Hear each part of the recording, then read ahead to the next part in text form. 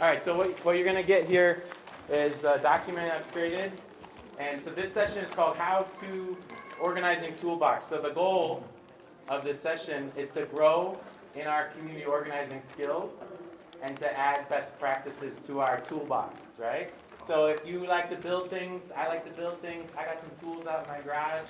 And when you're working on a project and you can't find that tool, it's so frustrating when you don't have the right tool for the right job. But when you do have the right tool for the right job, it works and it connects and it gets things done. I recently had to rent a little faucet, something or other tool that I didn't have.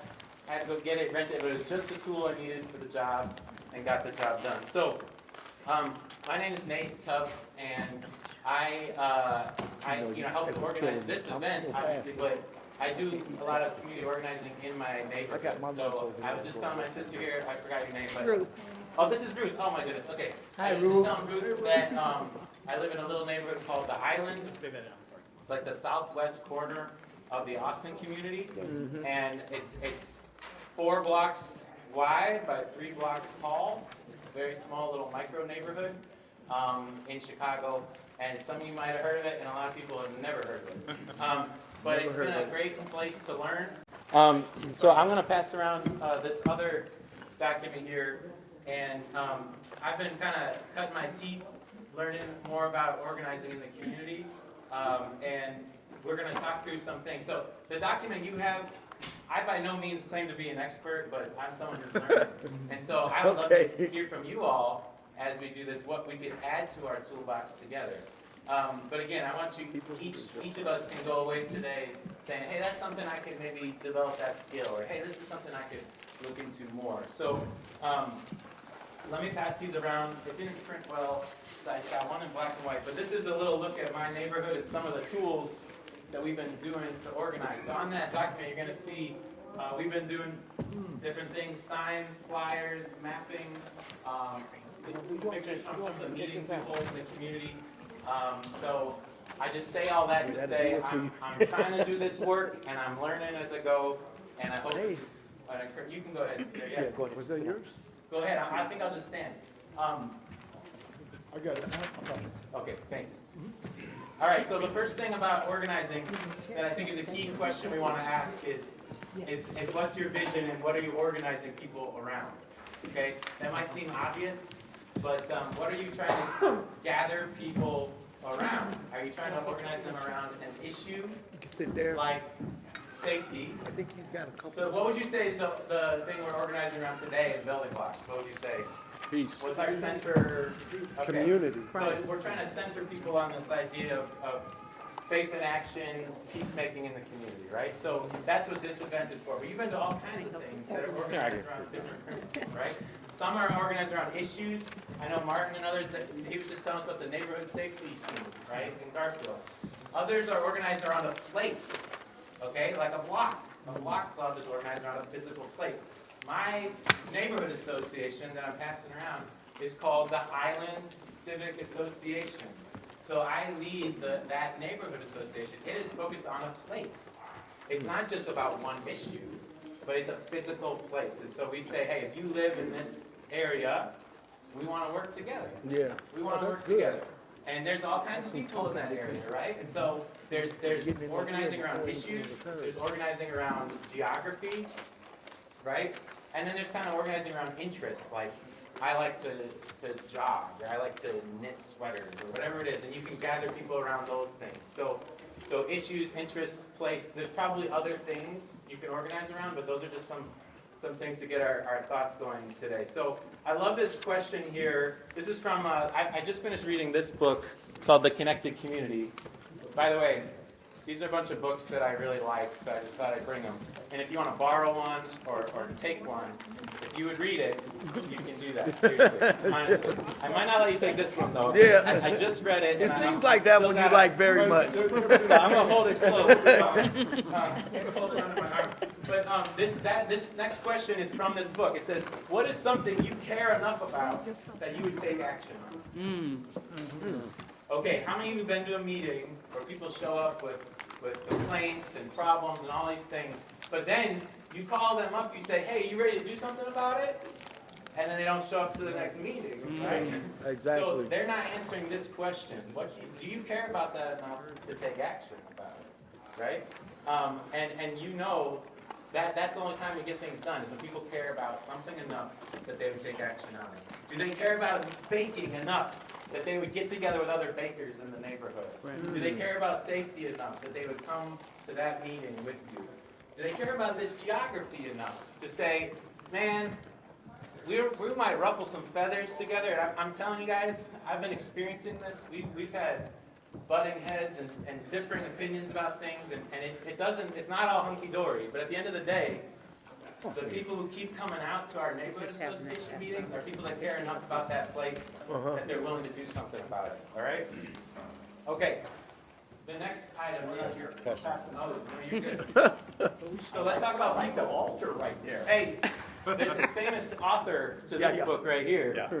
You can get it signed. I know the guy who wrote that book. You wrote that book? Neighborhood mapping. That's Oh, right wow, there. okay. All right, so this second question to ask as you're organizing is who's your target audience? So are there any demographic targets that you're working with?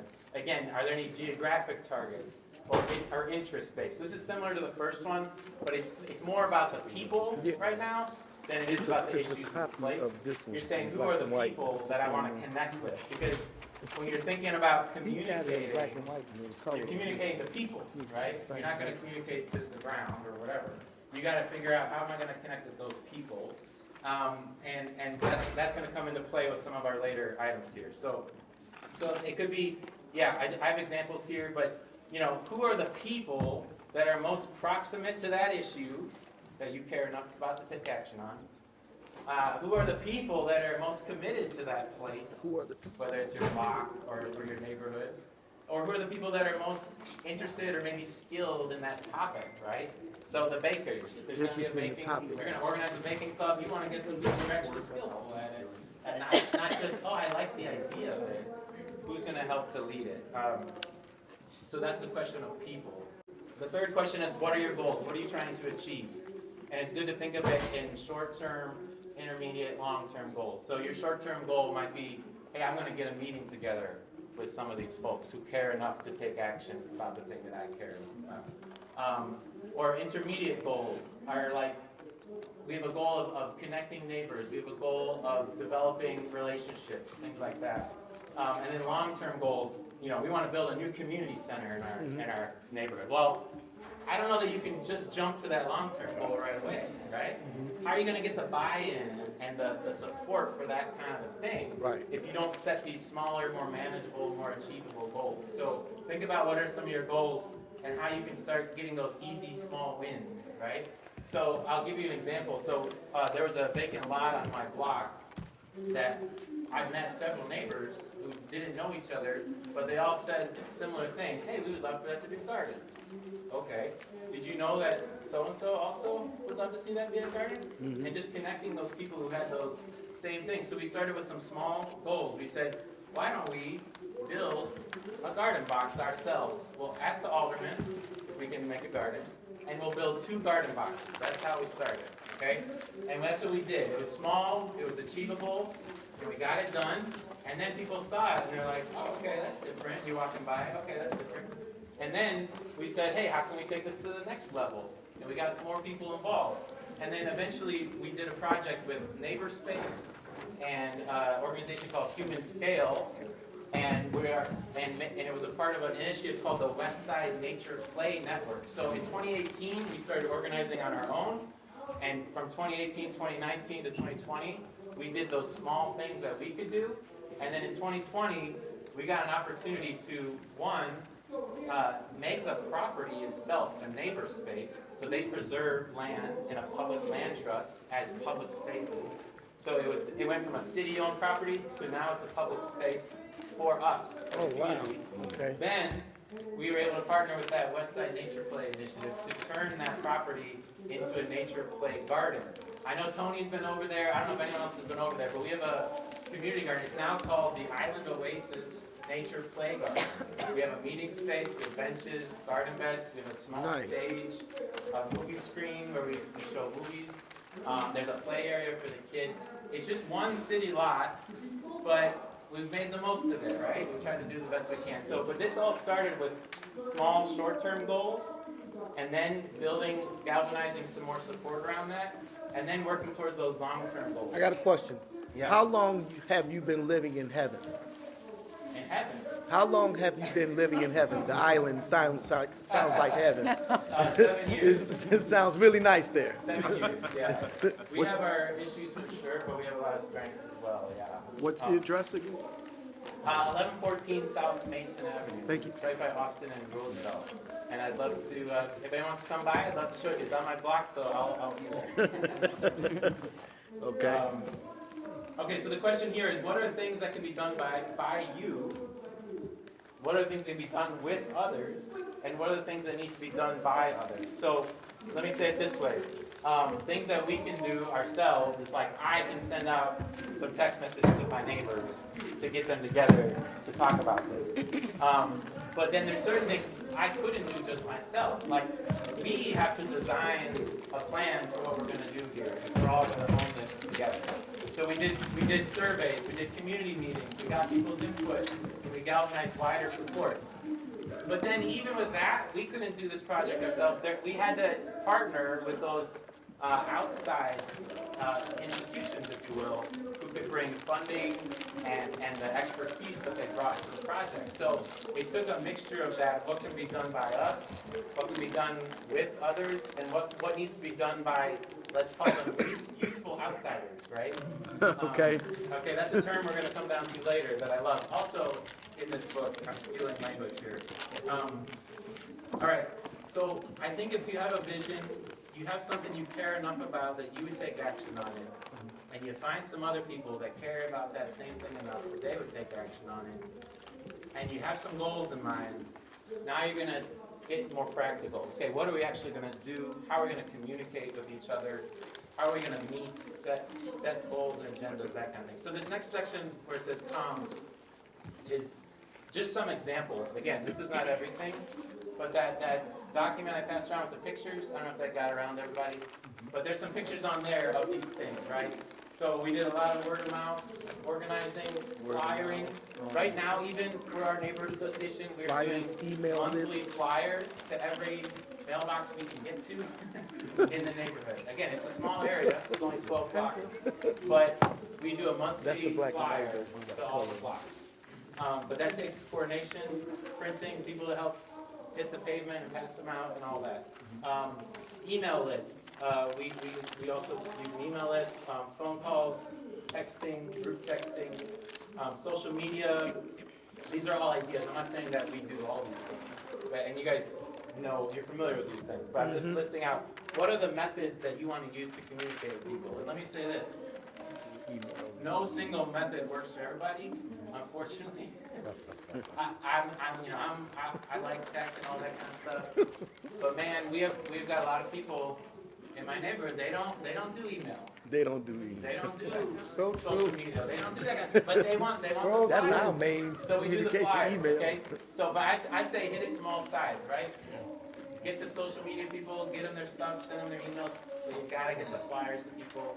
You gotta make calls. There's a couple sweet older women in our neighborhood. They are so faithful to our neighborhood meetings, and I'll call them because they don't get the emails, they don't get the word sometimes, and so I'll call them on the phone, right? That's like, Yeah, the not old that you can school. do that anymore, right? Get on the phone. But it takes that kind of intentionality, I think, to communicate. So you want to ask of those people that you identify, that are the ones that care enough to take an action with you. How are you going to connect with them and communicate with them? So, And it's got to be multifaceted. I like what you were saying, and I was concerned. How do you set up partnerships? Is that going to come up with this group? Partnerships. That's a good point. Not necessarily, but we can certainly talk about it. So you're saying how did we in our example, or just in general making partnerships? First of all, I like how you do it in general. Yeah. But then for sure, in this example, how did they formulate the partnership? How did they get the people involved to say, okay, I want to be a part of this and actually do it? Yeah. Yeah. Well, let me actually use our next point here under number 4, point H. I think this is actually a really good way to answer that question. It says connectors. People with So, an eye a few of these for books, give, including this one, talk capacity about this idea of others. there is leadership and there's connectorship. And they're both important, okay? But leadership Outside, alone got it right here. will not build social Relationship fabric and in your mutual neighborhood, intent okay? beyond your You can have great leaders, you can have the best alderman, we have the best police commander, we can have all these things, the best principal at our school, and they can do good work in our community, and they need to. But there's certain things that they cannot do, all right? That they cannot do for us, the people, the residents on the blocks in the neighborhood. So they have certain roles to play, and we have certain roles to play, okay? And this idea of a connector, this is somebody, read this description here. It says, people with an eye for the gifts, interests, and capacities of others. Yeah. So this is the person in your neighborhood or in your organization that can kind of spot those. They're kind of looking for, hey, who are those other people around that I can build those kinds of partnerships with, right? They're the people that are they're gonna show up. They're gonna stand with you. They're gonna collaborate with you. So that's on an individual level. I would say you can apply that to the institutional level, and that's the next point: useful outsiders. So this is like the organizations, the service providers, the nonprofits, they have budgets and staff and all this kind of stuff. Whereas like you on your block and your neighbors or Tony's block club, they're not getting paid to do that. No. He's not a full-time block club leader. He's doing it because he cares about his block. But it's like, so there's a big difference between, there's stuff that only Tony can do on his block or others who are connector-minded. Versus the institution that can come in and do something, right? So the institution can come in and, fix your light pole or whatever else. But only you can have the relationships with the people in the buildings, right? We already agreed, we would join Tony's group if he just give us those shoes. I'll change you a book. You had them now, look at, yeah. He'll probably trade you for a sweatshirt. Yeah. Nike runners. You gonna say something? Yeah, so with the connectors, I love that. We call them matchmakers. Matchmakers. People who are, they are just able to, like, man, I know someone who has an interest, they keep all that data in their mind, but they also see your gifts, your talents, and they connect you with someone, who has the same skill set. Thank you. That's right on, And I've heard an argument that they said, we are a leadership-oriented society, and we've lost the art of connectorship. So what can we do to rebuild this idea of connection? And it activates people, right? Where you're like, I can do this. Like, it's simple. I don't have to, it's not this huge commitment. What were you gonna say, Mark? I was just saying, you answered the question earlier, because what happened was you found people in your community with the same self-interest. Yeah. And I think when you're trying to build that, you find people, like if I try to connect someone whose issue is prostitution and mine is safety or building a play lot, we're not matching, but if I find that person that has self-interest is pretty much the same, then we can probably start that work that way. Yeah. Build that partnership. That's right. Mark has something to say over there. Oh, yeah. It's just a question. With G, kind of, we talked about that. I don't know if it's just. Oh, okay, yeah. Next door. Thank you, Mark. So I have that on the list because I wanted to use it as an example of, this has been neighbor a next door, useful connecting technology with them. in my neighborhood. There's an app called Nextdoor, it's a website. Oh, we got that. But it's a geographically based Yeah. social network, if you will. Yeah. So basically, if you're in my neighborhood, the Island, to be in that group called the Island Group, you have to live there. So like, you're not gonna see my message in there, and even Tony, who's not that far away, he's not gonna see my message, but my neighbors are gonna see that. What if they attend church in that neighborhood? It goes off of where you live. Okay. Yeah.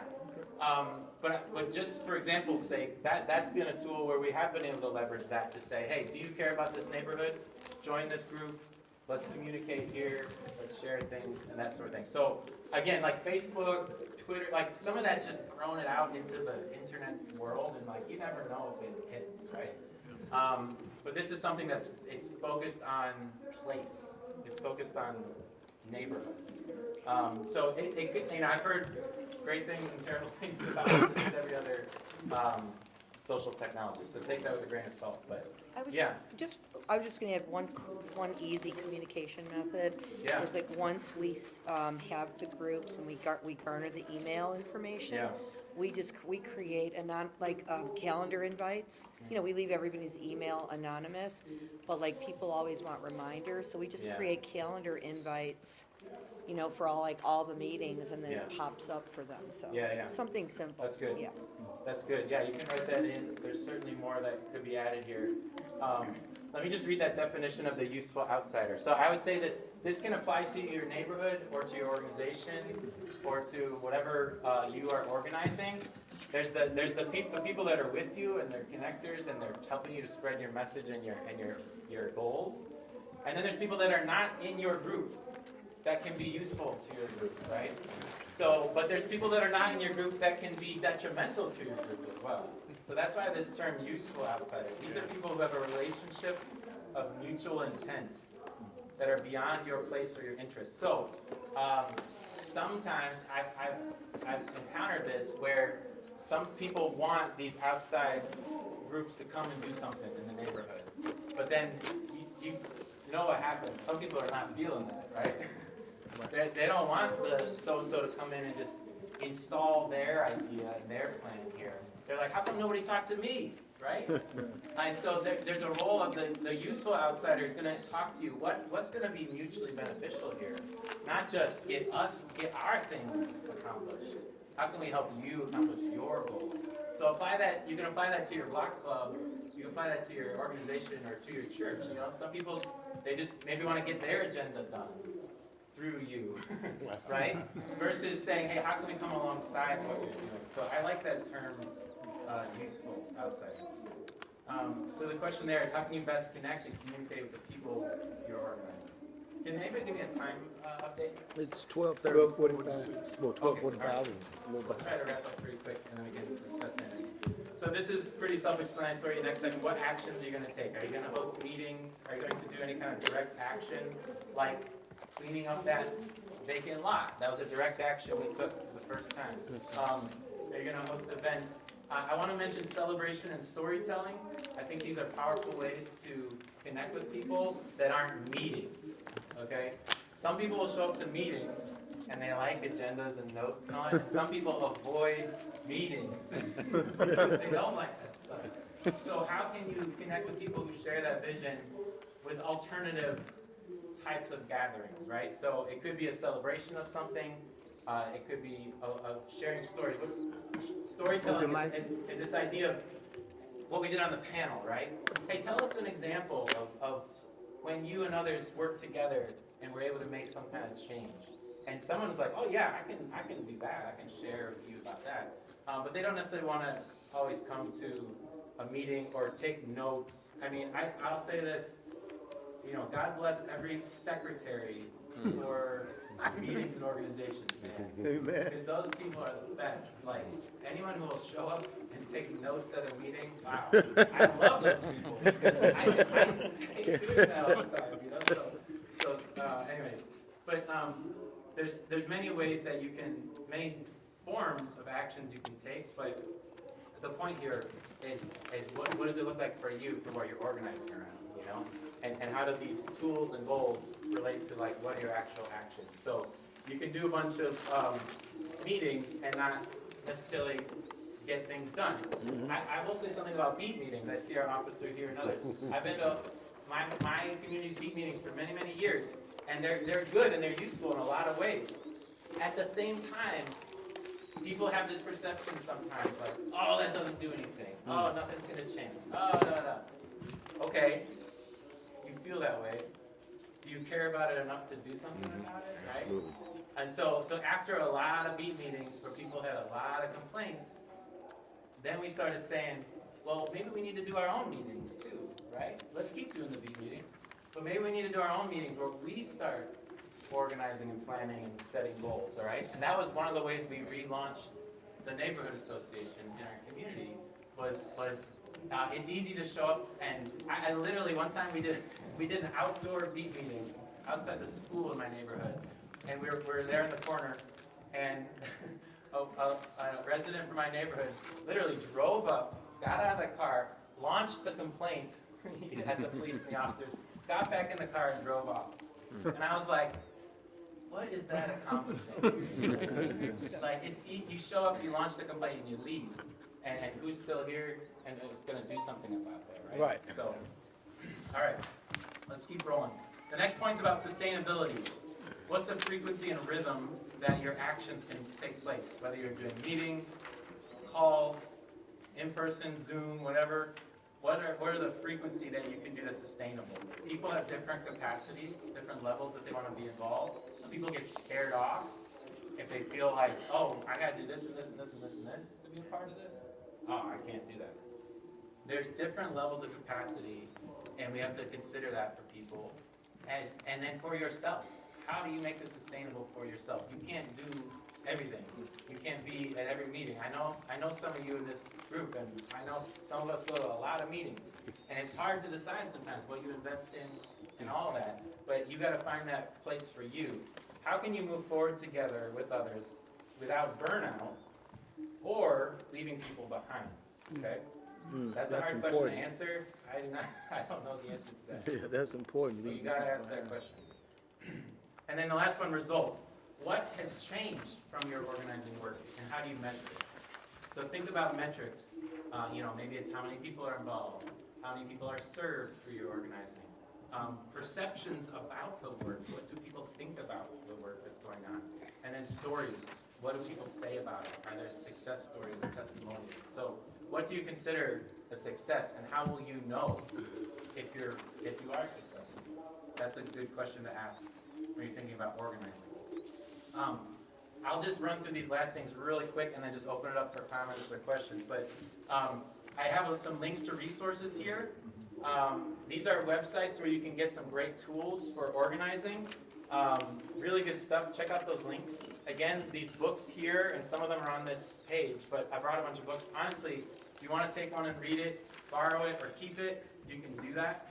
And I would recommend a few of these books here that are about community organizing, neighborhood mapping by Doc Futer and others. And I'm sure you can think of many other books, but you'll be inspired if you read books like these that are about organizing or about your neighborhood or putting your faith into action. So I think that's inspiring things. So that one that you don't want us to have, that you keep hiding from us.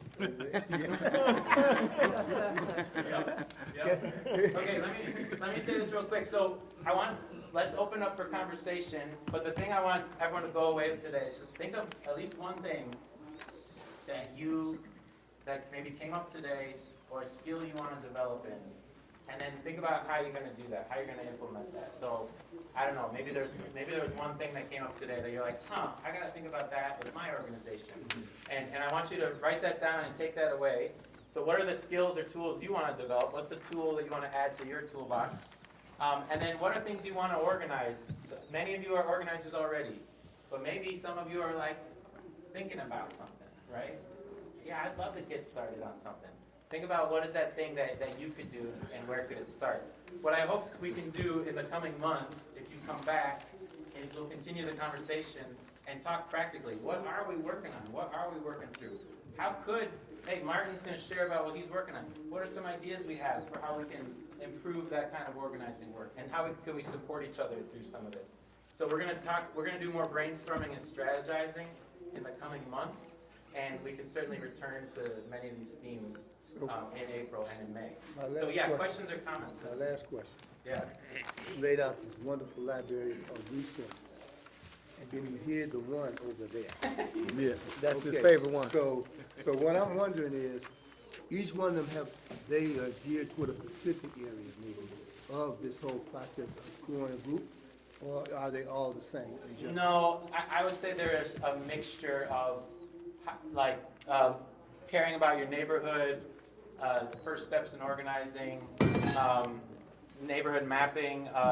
They're just things that have inspired me. They're not all on the same topic. The reason I asked that is because I was saying, so then if we know an area that we're really concerned about, like me and Cole were just talking a little while before we even started, and I said, that's really was of interest to me? Are they books that we say, well, this was interesting to me, that you could point us to and say, well, this book specifically might help you with that, because you already familiar with it? Perhaps, yeah. Okay, yeah. So that's- Yeah, let's talk, I'm Let's talk happy to after talk that. more about that, for sure. Okay, thank you.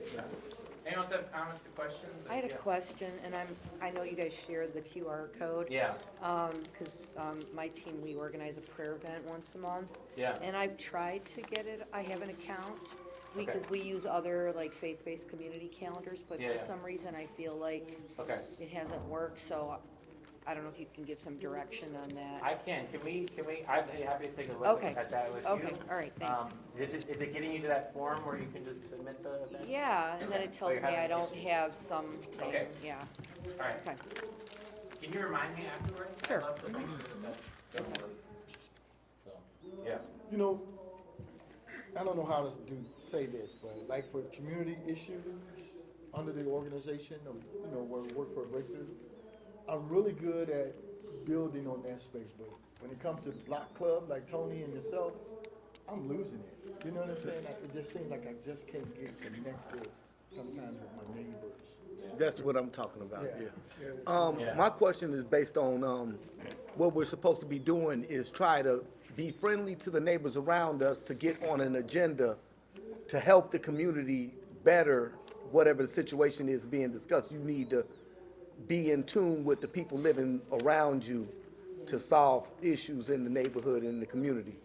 What if your neighbor speaks a different language? My neighbor's a Mexican. I have relationships with him in English, but, you know, if it's something that's going on in the neighborhood that we Yeah. need to convey to each other but don't know how to communicate it because of a language Yeah. barrier. that's a great question. We suffer the same challenge in my neighborhood. Yeah, We have a significant number of Spanish-speaking neighbors, and I actually have resistance from other neighbors about translating flyers and things like that. exactly. So I get it, man. That's hard. So It really let me is. ask you another I question. think I would say look for the connector person. Yeah, that's what I'm who saying. speaks Would it Spanish. be that's, yeah, Because we have that's we what have I'm. two people who show up to our meetings faithfully who are bilingual, and I go to them if we're going to translate Exactly, something. wonderful. But we That's don't good. translate everything. I'll say we don't have everything, and like we need to improve in that way too. And we don't get a lot of turnout at meetings at times from Spanish speakers, and that's a real thing that I'm dealing with too. I get it. Yeah. So I'm gonna say this, so I'll make sure to get with you and Martin, and then what I'm doing is, and like how I hear you guys saying, a lot of times, like I was saying earlier, there's a detachment on how block clubs should and how they operate. So what I'm doing is just putting a curriculum together, and then the idea is to be able to circulate that throughout the city. That way, we're able to say, when you have that barrier, I have other people from, on my block, from other neighborhoods that I work with. Patty is in for instance, on, 1100 block of North Monticello. I had them come over and translate. Yeah, that's, You know, but the importance of that is that that's another block that's already together. They know what I'm trying to do. And then they're helping to make sure that they're actually relaying that same message, right? Yeah. Because if you just have somebody that's on the block that, hey, I'm just doing this because you're asking me to do it, versus they have an art for it, it's a whole different type of translation. my neighbors are some of the nicest people that I've ever met when I moved on. I've been living there for 3 years. Jose drives trucks and his wife, they have 3 kids. She works part-time at the Dunkin' Donuts on Cicero, so I see her there too. And they're very nice people, but when we see the neighborhood next door of crimes happening around there, me and Jose always talk about that kind of stuff. And he always talks about protecting his family. And he's got cameras around his house. I got 1 camera, he's got 20. So he can see people in the backyard and the alley and all that. So, and sometimes he conveys to me, oh, yeah, well, it was a cat that went under your thing. And, you know, he'll tell me certain stuff. And I appreciate that from him. As a neighbor, he's very friendly to talk to about neighborhood stuff. So that's good on that part. But Yeah. if he was to speak Spanish to me, I would be like, what are you saying? I don't know. But, you know, and I do know a lot of people in that area are concerned as well for the community that speaks a different language, but they don't know how to convey it. And by me being new, I would probably try to get somebody that translate to help us communicate better so we can get our points across. Yeah, that makes sense. I have a question. I'm kind of the new kid on the block in my neighborhood, and there is no block club. But I would like to have one there, but I don't know that I'm the right person to do that. Yeah. Yeah, And so I wanted to have you address that. Yeah, no, I'll speak to that. I mean, I'll be honest, I live in a neighborhood that's majority black and Hispanic. I moved there 7 years ago, and I'm a white man, right? Exactly. And a lot of Same. people that show up to meetings are older black women who show up to a lot of these meetings. And for the first 3 or 4 years I lived there, I just showed up to every meeting that happened, beat meetings, the LSC meetings, whatever it was. Just tried to be a fly on the wall, show up, yeah. learn, meet the stakeholders, meet the people who are the connectors already. And you have to get to know those people before you try to do anything, right? Because if you don't have that relationship with them, they're gonna be like, who's this and what are you doing? You know? And so I don't know how long that takes, right? It's different in every scenario. But there was a long time where I was very hesitant to like lead something or like I'm gonna be this leader of something. So start with connectorship before you think about leadership, I think. And then think about leadership, whether that's you or somebody else. I will also say some people don't want to be the leader and they don't want to take the initiative, but they're waiting for somebody to take the initiative. So it's like there's a point where it's like this tipping point. That was my experience. It's like this tipping point of like people want this. There's other people that want this. They care enough to take. That question for me is everything. Do people care enough about this thing to take action on it? And if you know there's other people who do, Yeah, get with them. sometimes it just takes that person to take the initiative, and then they'll be there. But there's no one, rule about it. Yeah. The thing I want to focus on in my neighborhood is public safety. Yeah. I think that's a very vital issue for a lot of neighborhoods, Yeah. especially these days. Yeah. I want Yeah. to add That's something good. else, Nate. When we talk about block clubs, generally we talk about the block, the street that you live on. Yeah. From one corner to the That's next. it, that one block. But that block actually has 8 corners. And I'm saying, if we don't address the whole 8 corners, and we just only addressing that one block of 4 corners, and the most time don't even do that, you do 2 corners, one here, one there. What have we done? And so that's what I'm wondering. How do we expand it? How do we reach it? Or is that something? You got a book down there that could help me to point to how to neighbor, like you said, we got the neighborhood mapping, but how to pull that whole area in, not just the street that I live on. Liaison. Maybe a neighborhood at a time or something like No, that. liaison. Yeah. Liaison with the other block club Yeah. leaders. You a block club, they're a block club, communicate with them. I would describe it as an association. So this is some language, again, from some of these books that I think is helpful. But institutions are organizations with paid professionals. Associations are groups organizing around something that are non-paid, volunteers. Okay. So the baking club, the block club, whatever else, but they're associated for a reason, right? Yeah. Now, you can have an association of associations, right? So you can have this block club and this block club and this block, and some groups do this, where they have like a wider area that's like a network of block clubs, right? In my neighborhood, we have a block club on my block. Other blocks have, traditions of block parties and things. But like, I wouldn't go over to their block and try to organize their block. Right. Block club. However, if it's an association, we can all be a part of that that one level up kind of larger thing. So I think of it in levels of like, what you're organized, like the block clubs are just organized around the block. As far as the size of the block, you're saying 4 corners, 8 corners, whatever. There's different ways people do that. Well, the strength in numbers, There's so. different ways. Some people do just the facing streets of the houses that face. Some people include we try to include the half block behind us that's on Austin Boulevard. Okay. Because they're kind of like on their own Yeah, over there. yeah, reaching out for. So there's different shape, and you can, whatever the shape of it is, fine. But it has to be a little bit defined, I think, to be a block club. So who else? Yeah.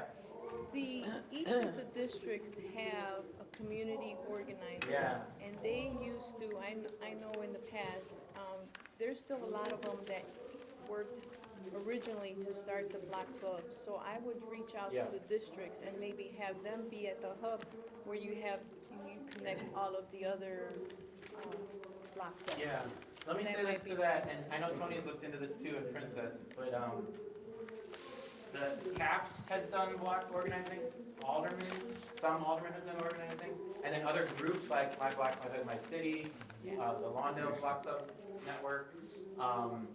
There's other ones I'm not thinking. Sergeant Harris is the block club president's thing. So there's different groups doing block clubs. I have yet to find anyone that has an accurate list of who does block clubs where. Everybody knows in part. And they've got old lists and this and that. But so yes, talk to the CAPS, but they don't necessarily know or organize it anymore. It seems like there's more other groups doing it more so. But there's a bunch of networks out there, that's my point, that you could be a part of that would support you in that. There is a city registry for block clubs, but it's like you can put your thing in there and it doesn't really necessarily do anything once you do that. Yeah. Oh, I'm sorry, you're in the back row over there. What is it common to start a block club if you're in a business district? You know, some business, all businesses on my block. Oh, yeah. Just so happened, I lived upstairs. Yeah. I don't think I can answer that question. I don't know. Yeah. You know blocks that have that? Yeah, businesses actually, they come together for a common cause. And a bus run down that street. Yeah. So just couldn't do the block thing for kids out Probably can't playing. block the street. Yeah, they actually tell me we can't block my street. Yeah. Right, you Yeah. can't. Bus too. Yeah. Yeah. So let me just say something. Yeah. Because I know at one time, there was someone from the police department that told one of my other people I work with on the block that they could not block the street. You can't. Do not let anyone tell you that you cannot block a main. The bus will reroute. They'll reroute the bus. That is a lie. I had, just so you know, short story, young lady on 700 block in North Palm. I told her. Yeah, I said, you can block the street.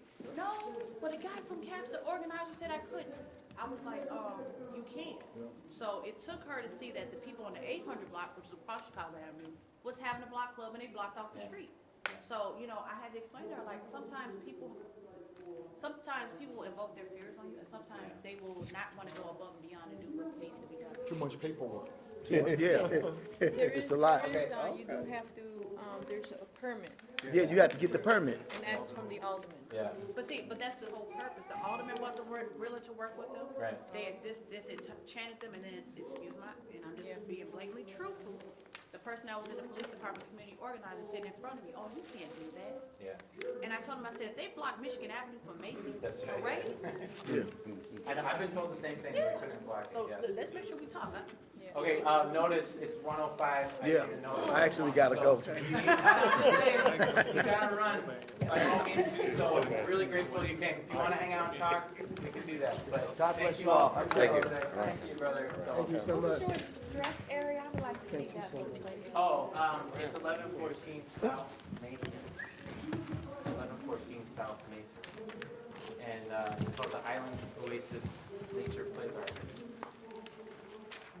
Hey, question. Yeah. So that group that you got together to do the garden, how is that? Is it like just self-funded, or did you guys kind of go to a point where you got funding for that? Oh, this? Oh, the book, okay, yeah. Sure.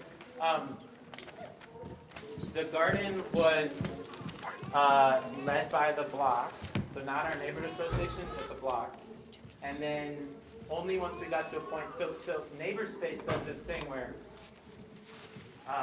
you can apply to turn a property into a neighbor space. City-owned land.